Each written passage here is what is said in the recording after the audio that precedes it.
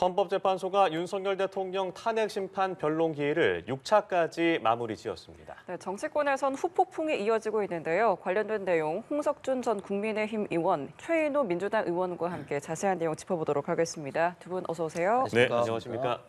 네, 지난 목요일 윤석열 대통령 탄핵 심판 6차 변론 기일이 마무리됐습니다. 이 자리에서 김현태 707 특임단장, 곽종근 전 특전사령관, 박준섭 대통령실 경제수석이 증인으로 출석을 했습니다. 국회의원을 끌어내라는 직접적인 지시가 있었는지를 두고 공방이 벌어졌습니다. 어떤 부분에 가장 주목을 하셨습니까? 예, 이번 주 5차, 6차 그 탄핵 심판 변론길이 저는 전체 탄핵 심판에서 굉장히 중대한 어떤 분수령이 됐다고 봅니다. 5차 때는 홍장은 전 차장의 어떤 메모가 이제 이슈가 되는데 그 메모에 있던 신뢰성도 굉장히 많이 이제 떨어진 상태인데 6차 때에는 곽종근 전 특전사령관의 국회의원 끌어내라는 어떤 그런 어떤 이슈를 가지고 했는데 사실 곽종근 사령관 잘 아신 것처럼 이분은 뭐 10분 간격으로 말이 좀 바뀌어가지고 담당 그 헌법재판관들도 보면은 당신이 기억나는 것만 해라, 이해한다든지 이야기하는 어떤 그런 거 말고 해라 하니까 계속 말이 바뀌다가 여원, 의원 하다가 결국은 또 인원으로 또 이야기를 하는 등등 곽종근 사령관이 했던 이야기는 굉장히 좀 혼동스러운 상황이기 때문에 원래 형사소송법에서는 정언에 있던 일관성이 없으면 배척이 되는 게 대원칙이거든요. 그러면 이제 주변에 있던 상황을 봐야 되는데 예를 들면 이렇게 쉽게 생각 좀 해보면 저는 이해가 좀 되더라고요. 예를 들면 만약에 대통령이 국회의원들 끌어내라고 정말 그 곽종근 사령한테 이야기했다면 최소한 곽종근 사령이 자기 바로 직속 부하인 707 김현태 특임단장에게 그거를 이야기를 안 할 리가 있겠습니까? 그러니까 무슨 말인가 하면 그 특임단장과 열몇 번 계속해서 이제 통화를 주고받았습니다. 그런데 김현태 특임단장 같은 경우는 곽종근 사령관부터 국회의원을 뭐 체포해라, 끌어내라 이런 지시를 받은 적이 없다고 명확하게 이야기를 했습니다. 그러면 곽종근 사령관의 말은 어떻게 되냐면은 대통령으로 지시를 받았고 부하한테도 지시를 그러면 연결시키지 않았다. 자기 선에서 그러면 멈췄단 말인데 상식적으로 저는 도저히 좀 이해가 안 되는 일을 곽종근 지금 이제 사령관이 하고 있다. 그렇게 보여집니다. 예, 지난 6차 변론 기일 어떤 점을 좀 주목하셨습니까? 뭐 방금 홍 의원님께서 김현태 단장이 뭐 끌어내라는 말을 못 들었다라고 했지만 그것은 6차 변론 기일 때 초반에 김 단장이 했던 말이고 김현태 재판관이 끝부분에서 정말로 끌어내라는 말을 곽종근 사령관으로부터 못 받았냐라고 묻는 질문에 다시 끌어내라는 말을 들었다고 시인을 했습니다. 그 점을 다시 한번 말씀을 드리고요. 가장 특징적인 것은 6차 변론 기일 때는 곽종근 사령관의 일관된 진술이 돋보이는 그런 헌재 재판이었다. 그래서 헌법재판소가 윤 대통령의 군 투입, 국회의 군 투입을 국회를 무력화시키려는 즉 명백한 헌법 위반 사유를 뒷받침하는 증언들을 지속적으로 또 일관되게 했다라고 말씀을 드리고요. 인원이냐, 의원이냐, 요원이냐 그 용어 가지고 여러 가지 이제 논란이 있었습니다만 곽 사령관은 인원으로 최종으로 정리를 했습니다. 자, 인원인데 그 인원이 과연 국회의원을 말하는 것이냐가 핵심 쟁점이었는데 대통령으로부터 오전 10시 반에 곽종근 사령관이 비아폰으로 전화를 받을 당시에는 국회 경내에 군인이 투입된 것은 맞지만 본관으로 들어가지 않은 상태였습니다. 자, 그 상황에서 끄집어내라. 그럼 누구를 끄집어내느냐? 군인들이 들어가지 않는 상태에서 끄집어내라는 것은 결국은 국회의원 아니면 사무처 직원 아니면 보좌관들. 자, 그 다음에 의결 정족수라는 말이 나왔고 또 150명이라는 말이 나왔다. 이것은 곽종근 사령관만의 주장이 아니고 스피커폰으로 대통령이 전화를 했던 그 비아폰의 스피커폰으로 그 부하 직원들까지 다 들었다는 거 아닙니까? 그러면 안에 있는 군인이 아니고 자 150명이고 의결 정족수 끄집어내라. 예, 공통적인 것은 결국은 국회의원일 수밖에 없다. 그래서 곽종근 사령관은 대통령으로부터 국회의원을 끄집어내라. 즉 개헌 해제 의결을 막으려는 대통령의 지시가 있었다. 하는 것을 일관되게 진술해서 대통령의 헌법 위반, 위중한 위반을 명백히 뒷받침했다라고 말씀을 드리고 한 가지만 더 말씀을 드리면 예. 5차 기일 때 가장 특징적인 것은 대통령이 선관위의 군 투입을 김용현 장관에게 본인이 직접 지시했다라고 이야기를 했습니다. 예. 그것은 부정선거를 밝히기 위해서 확인하기 위해서라는 앞부분이 있지만 하다 보니까 실수를 한 것 같은데 명백히 그것은 헌법기관인 선관위에 군을 투입해서 탈취하라? 이것을 찬탈하라 했다?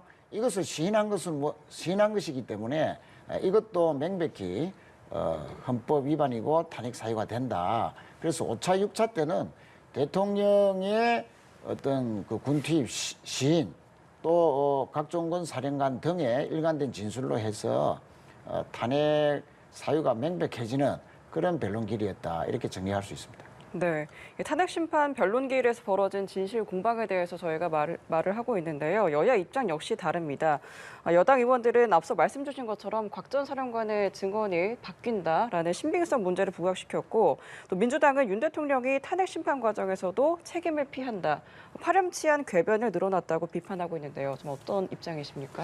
윤석열 대통령이 책임을 피하기보다는 조금 전에 우리 최 의원님 말씀하신 것처럼 좀 본인에게 어떤 영향이 있을지라도 본인이 말씀하신 건 당당하게 이야기를 지금 이제 하고 계신 것이죠. 그런데 지금 이제 정확하게 우리가 본다면 예를 들면 국회에 있어서 봉쇄를 하고 국회의원을 일단 체포하기 위해서 만약에 이제 병력이 지금 투입됐다면 군이 지금 이제 수방사하고 특전사가 되는데 잘 아신 것처럼 이진우 수방사령관도 국회의원 체포라는 지시를 대통령부터 들은 적이 없다.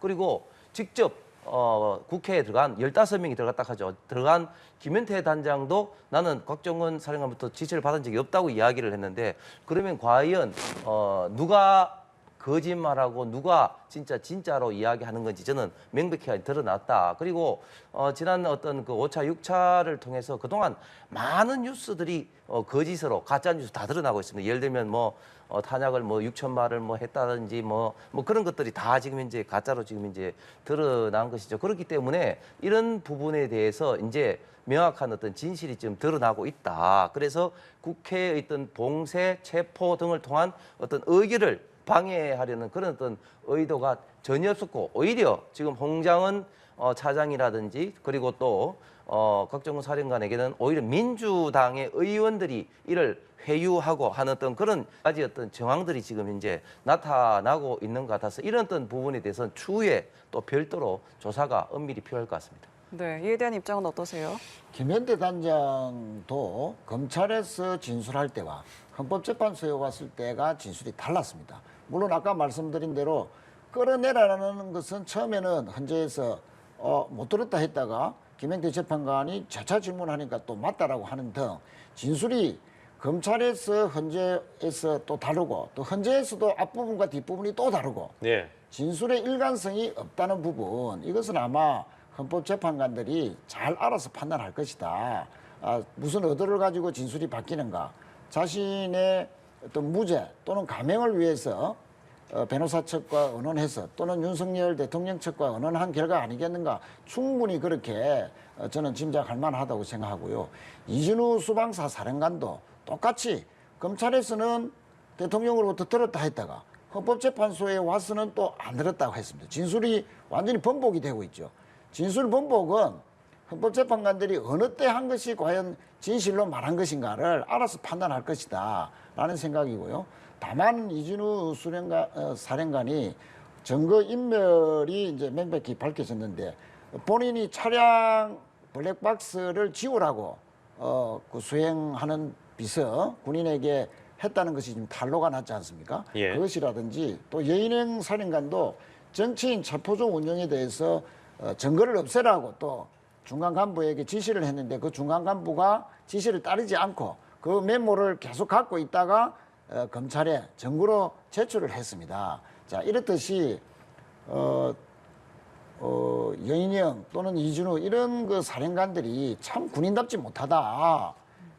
헌법재판관들이 수십 년간 재판을 해온 그런 판사들인데 여러 가지 정황이나 검찰에서의 진술이나 뭐 또 다른 증인들의 어떤 그 진술이나 증거 이런 것들을 다 종합적으로 보면서 판단할 것인데 결국은 자신들의 유죄, 대통령의 지시 때문에 군을 자신들이 지휘하에서 또 수행을 했다 하는 것이 밝혀지는 그 과정에서 참 군인답지 않은 그런 태도를 보이는 것에 실망스러울 수밖에 없고 예. 결국은 이런 그 진술이 번복되는 것에 대해서는 명백히 헌법재판소에서도 대통령이 지시한 것이 맞다라고 결론이 날 것이고 또는 검찰의 행사재판에서도 이 진술 번복은 판사들이 받아들이지 않을 것이다. 그래서 내란의 주요 임무 종사자로서 이 사령관은 엄벌에 처해질 것이다. 저는 확신합니다. 예, 일단 이번 주 이제 5, 6차 변론기일이 마무리가 됐고 다음 주 7, 8차에 이 증인으로 나서는 인물들을 보면 이상민 행안부 장관, 신원식 국가안보실장 그리고 선관위 사무총장도 증인으로 출석을 하게 되고요. 또 국가정보원장뿐만 아니라 이제 경찰 관계자들 조지호 경찰청장 그리고 김봉식 전 서울경찰청장도 출석을 합니다. 이 7, 8차 변론 기일에서는 어떤 점이 좀 주목이 될 거라고 보세요? 예, 아무래도 경찰에서는 당시 그 12.3 비상계엄 시에 어떤 국회 어떤 봉쇄, 어떤 여부에 대한 어떤 진위를 이제 가리게 될 것이고, 그다음에 나머지 이제 신원식 국가안보실장이라든지 이상민 장관이라든지 이런 분들은 지금 이제 그 대통령 측에서 지금 이제 요구한 증인들이기 때문에 지금 상대적으로 지금 민주당에 의한 이런 어떤 탄핵 폭주라든지 예산 폭주라든지 입법 폭주로 인한 어떤 국정 마비로 인해서 예. 비상계엄을 대통령께서 할 수밖에 없는 그런 어떤 좀 상황에 대해서 좀 진술을 할 가능성이 많아 보입니다. 그런데 제가 그 이번 주가 그 굉장히 이제 분수령이 될 것이라고 이야기했던 것이 바로 수방사령관이라든지 뭐 이런 어떤 분은 국회 소추인단에서 국회에서 요구한 어떤 그런 정인인데 그런 어떤 정인들이 대통령으로부터 국회의원 등을 체포하라는 또는 국회를 봉쇄하라는 그런 지시를 받은 적이 없다고 명백하게 이야기를 한 것이 굉장히 의미 있는 진술이 됐다. 그리고 최인호 의원께서는 검찰의 진술과 다르다 뭐 이런 이야기를 하는데 검찰과 법정 정언이 다르면은 당연히 법정 정언을 우선시합니다. 왜냐하면 형사소송법이 개정돼서 검찰 진술 등은 증거로서의 어떤 효력이 없는 상황인 것이죠. 그렇기 때문에 헌재에서 정언한 것이 결국 이제 증거 능력으로서 인정받게 되는 것이고 민간 같은 경우 예를 들면 검찰의 어떤 그런 어떤 조서라든지 그런 것 공소장이 제기됐을 때는 이재명 대표가 항상 이야기하는 것이 검찰의 뭐 신작 소설이라고 하면서 그거를 완전히 무시를 하면서 특히 조사한 검찰들을 막 그 무자비하게 탄핵까지 했지 않습니까? 그렇기 때문에 검찰 조서와 지금 현재 정언이 다르다는 이유로 헌재 정언의 신뢰성을 문제 제기를 저는 할 수는 없다고 봅니다. 예, 이 7차에는 또 특히나 이 김용빈 중앙선관위 사무총장도 출석을 하게 되는데 네. 이 자리에서는 또 어떤 질의가 올 것으로 예, 보세요? 당연히 이번 비상계엄에 대통령께서 생각하시는 한 축이었던 부정선거 이슈가 될 수밖에 없는데 예. 김용빈 선관위 이제 사무총장과 또 국정원 3차장이 또 나옵니다. 네. 국정원 이제 3차장 같은 경우 2023년 9월 달에 국정원과 과기부 산하 인터넷진흥원 키사가 같이 선관위에 당시에 이제 사이버 보안 감사를 했습니다. 제가 당시에 가방에 있었기 때문에 이 내용을 잘 아는데 당시 사이버 보안 감사 결과 국회에서 보고한 내용에 따르면 사실은 뭐 국회 보고 내용이 극히 일부분밖에 안 되겠습니다만은 사이버 보안의 기본이 좀 안 지키고 있었다. 예를 들면 내부망 분리라든지 그리고 비밀번호가 1, 2, 3, 4, 5인데 1, 2, 3, 4 공교롭게 이게 뭐 공교로운지 모르겠습니다만은 우리나라 민원 24시에 해당되는 중국의 어떤 민원 포탈하고 비밀번호가 동일한다든지 그리고 북한의 해킹의 대표적인 증거라 할 수 있는 김숙희라든지 그런 게 흔적이 있었는 걸로 이제 보고가 되었습니다. 그렇기 때문에 이런 어떤 사이버 보안의 많은 어떤 문제가 그때 당시에도 제기되기 때문에 좀 더 오늘 이제 이번 이제 그 헌재 재판에서는 국정원 3차장을 통해서 당시의 상황 그리고 당시 선관위 또 반대로 사이버 보안을 전체로 하지 못했던 그런 어떤 사항들로 인해서 부정 어떤 선거의 어떤 개연성에 대해서 치열한 또 공방이 있을 것으로 예상이 됩니다. 예, 다음 주 7, 8차 변론기는 어떻게 전개될까요? 예, 이상민 장관이 정인으로 오면 국회 측 소추단이 집중적으로 물을 게 두 가지입니다. 한 가지는 계엄 직후에 당시 행안부 장관으로 있을 때 소방청장에게 예. 일부 언론사의 단정과 단수를 지시를 했습니다. 그러면 최상목 대행이나 또 외교부 장관 등이 계엄 국무회의 때 직후에 뭐 쪽지를 전달받았다. 그 내용이 뭐냐 가지고 지금 논란이 되고 있지 않습니까? 그럼 이상민 장관도 그런 쪽지나 또는 계엄 선포 이전에 어떤 그 대통령으로부터 지시를 받고 계엄 선포 직후에 단전 단수 지시를 소방청장에게 한 것 아니냐. 그럼 어떤 근거로 그런 지시를 했느냐. 이렇게 아마 집중적으로 따지고 물을 가능성이 높고요. 물론 뭐 본인은 국회에서도 정언을 안 했기 때문에 정언 거부로 나설 것이라고 봅니다만은 그런 점들이 의혹으로 또 제기될 것이고, 또 한 가지는 계엄 다음 날 저녁에 이상민 장관이 연락을 해서 법무부 장관, 법제처장, 민정수석 이 안가에서 회동을 했다는 사실이 이제 다 이제 밝혀졌는데, 무엇 때문에 계엄 다음 날 그렇게 그 법과 관련된 주무 부처의 핵심 장관들 또는 수석이 모였느냐라는 그 추궁이 아마 있을 것 같습니다. 이상민 장관 등은 그 법무부 장관도 그렇게 해명을 했지만 신세 한탄을 하려고 4명이 모였다라고 그렇게 해명을 했습니다. 일부 예. 참석자가. 그런데 계엄 다음 날 그 국민들이 난리가 나고 온 나라가 지금 계엄 때문에 힘들어하고 있을 시기에 장관들이 법과 관련된 장관들이 저녁에 안가에 그것도 모여서 신세 한탄을 했다라고 믿는 국민들이 과연 얼마나 있겠느냐. 분명히 이것은 2차 계엄을 염두에 두고 2차 계엄이 과연 가능한지에 대한 법률적인 논의가 있었지 않느냐라는 그런 의혹을 강하게 받고 있는 그 장관이 이제 이상민 장관이기 때문에 7차 변론 때 나오면 이런 부분에 대해서 2차 계엄에 대해서도 집중적인 아마 국회 측에 질문이 있을 것 같고, 사실 이상민 장관은 충암고 출신으로서 김용현 국방부 장관이나 여인영 방첩사령관 이런 그 충암고 핵심 멤버들과 함께 대통령과 가장 가까운 장관이었기 때문에 계엄에 대해서 도대체 몰랐을 리가 있느냐라는 그런 의혹도 받고 있는 상황이기 때문에 아마 다음 7차 현재 기일 때 어떤 의미 있는 또 정언이 나올지 그건 좀 주목이 되고요. 신원식 국가안보실장도 예. 임기가 거의 한 8개월, 9개월 정도밖에 안 된 상태에서 장관에서 국가안보실장으로 보직 이동이 되고, 또 국가안보실장으로 경호처장으로 있었던 김용현 실장이 또 장관으로 바로 왔는 상황에서 경호처에 있을 때부터 김용현 장관이 계엄을 준비한 거 아니냐는 의혹도 있고요. 또 갑작스럽게 장관이 되고 난 뒤에 구체적으로 군을 계엄에 투입하려고 또 여러 가지 계획을 세운 거 아니냐. 연영 방첩사령관 등과 또 노상훈 등의 오비들과 함께 그런 의혹을 받고 있는데, 과연 대통령 비서실의 국가안보 군을 또 책임지고 있는 실장으로서 계엄에 대해서 정말 몰랐느냐, 이런 부분도 집중적인 아마 질문들이 쏟아질 것으로 봐집니다. 지금 윤 대통령 탄핵 심판 변론이 현재로선 다음 주까지 잡혀 있는 상황입니다. 헌법재판소는 변론 종결 여부에 대해서 알 수 없다라는 입장을 밝혔는데요. 증인을 더 채택하거나 또 기일이 추가될 가능성 있다고 보십니까? 어떻게 생각하세요? 예, 저는 좀 더 있다고 봅니다. 사실 이 변론 기일이라는 게 참 중요한데, 사실 헌법재판소에서 지금 현재 운행하는 보면 굉장히 많은 지금 비판을 받고 있습니다. 왜냐하면 변론 기일은 지금 이재명 대표 그 재판을 보면은 항상 이제 변호사 측과 이제 상의를 하면서 하는데, 이번에 헌법재판소의 대통령 탄핵 그 심리 가는 과정을 보면은 헌법재판소 측에서 일방적으로 이렇게 그 변론기를 굉장히 빡빡하게 잡았습니다. 그렇기 때문에 지금 뭐 거의 뭐 하루 꼴로 그것도 온종일 지금 탄핵 그 심리를 하고 있는데, 지금 현재 탄핵 심리 중에 조금 전에 얘기했듯이 처음에는 굉장히 일방적인 어떤 검찰 조서라든지 이런 것으로 뭐 대통령이 사령관들에게 정치인들을 체포하라는 등 또 국회를 봉쇄하는 등 이런 것이 마치 사실인 것처럼 이렇게 조서가 있습니다만, 그러나 이번 탄핵 심리를 통해서 그렇지 않다는 것이 지금 현재 밝혀진 만큼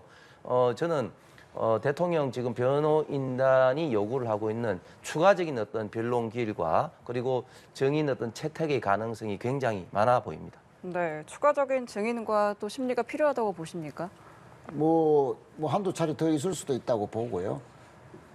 앞으로 정인 중에서 한덕수 국무총리가 헌재에 출석해서 또 하는 증언들이 상당히 헌재 판결에 큰 영향을 주지 않겠는가.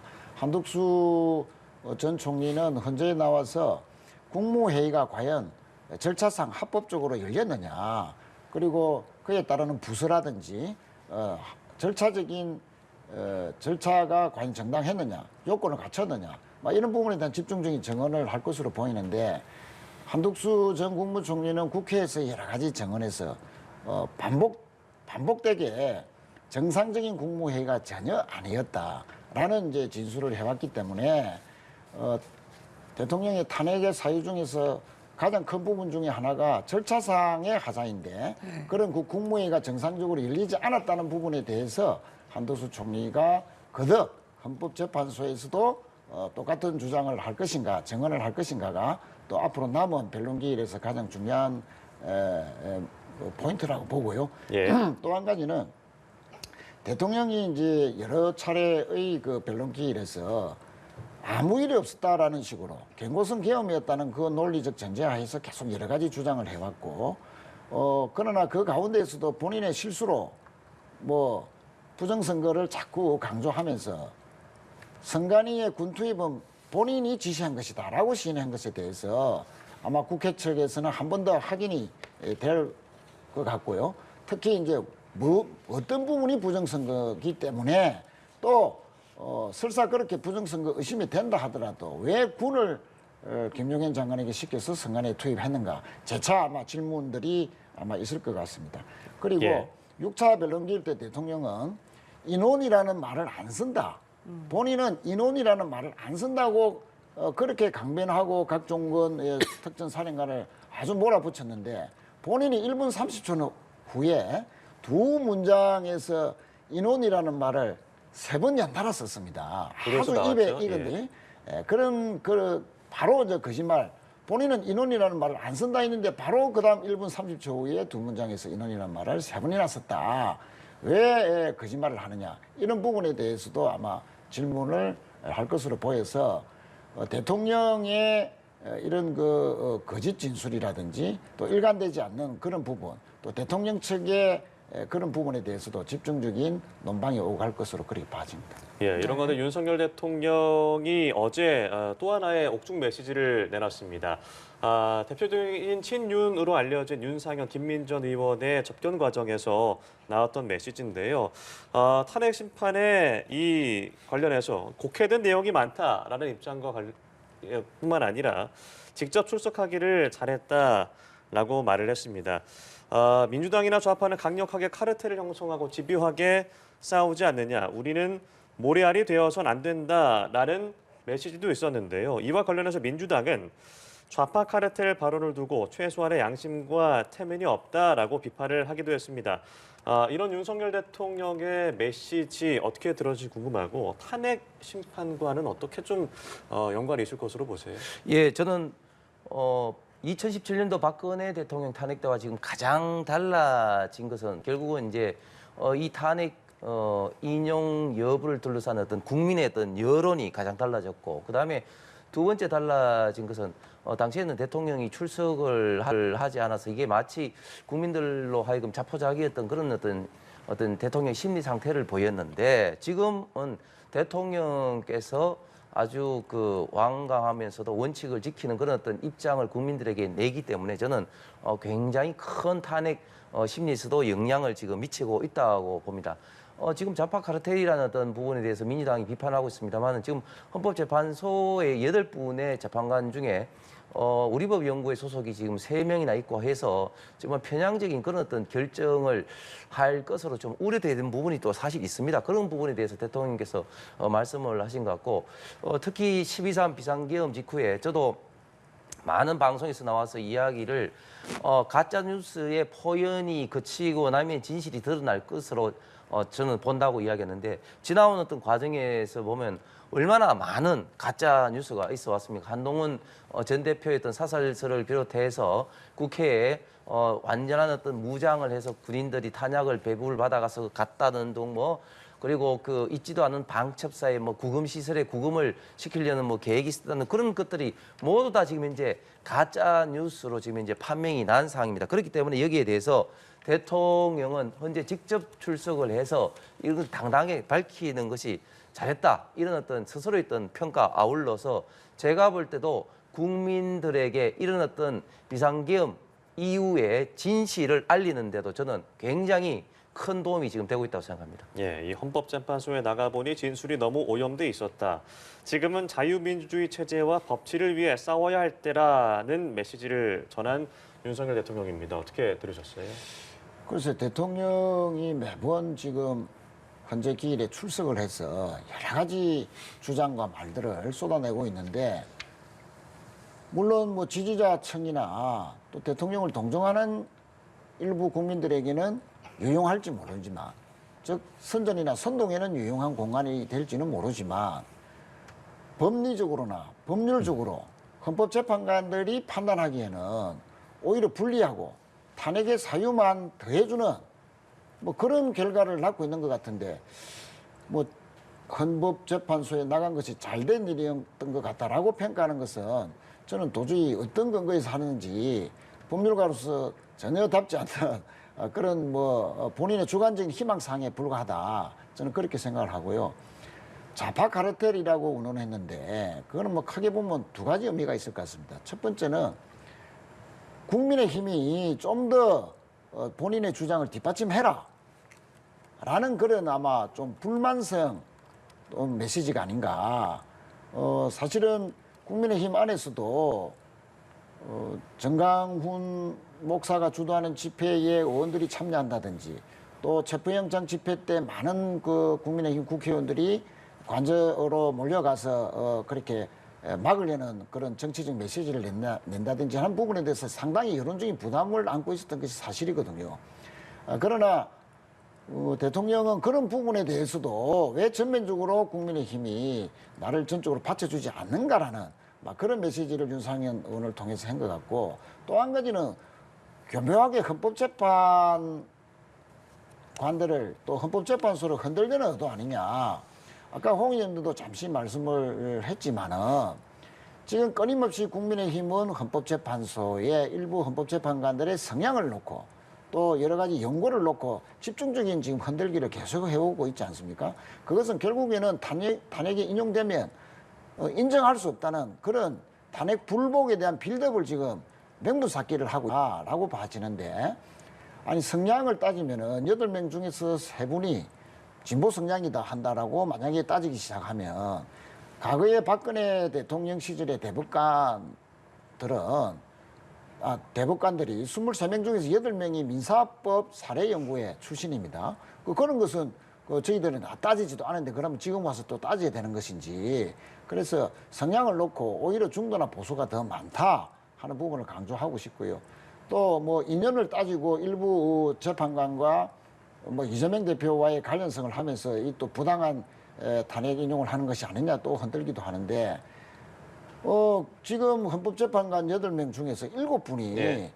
서울법대 출신들 다 동문들 아닙니까? 대통령과 같은 과 동문들인데 그렇게 인연으로 따진다면 그것이 또 오히려 불공정한 구성이고 그렇지 않겠습니까? 그래서 이렇게 탄핵 불복을 위한 정치적인 흔들기 차원에서 대통령도 카르텔을 강조하면서 교묘하게 또 헌법재판소를 흔드는 그런 말이다라고 생각하고 참 부당하다. 그래서 한마디도 헌법재판소에 나와서 본인의 느닷없는 계엄 선포로 온 국민들이 지금 몇 달째 고통받고 있고 물가도 힘들고 경제도 힘든 이 상황에서 사과나 반성 한마디 없이 계속 그런 본인은 주장이 정당했다라고 강변하는 것에 더욱더 실망하고 이것을 지켜보는 많은 중도층 국민들은 더욱더 좀 멀어지지 않겠나 저는 그렇게 판단합니다. 네, 알겠습니다. 여기까지 이야기 들어보도록 하겠습니다. 이 시간 홍석준 전 국민의힘 의원, 최인호 민주당 의원과 함께 이야기 나눠봤습니다. 오늘 말씀 고맙습니다. 고맙습니다. 감사합니다.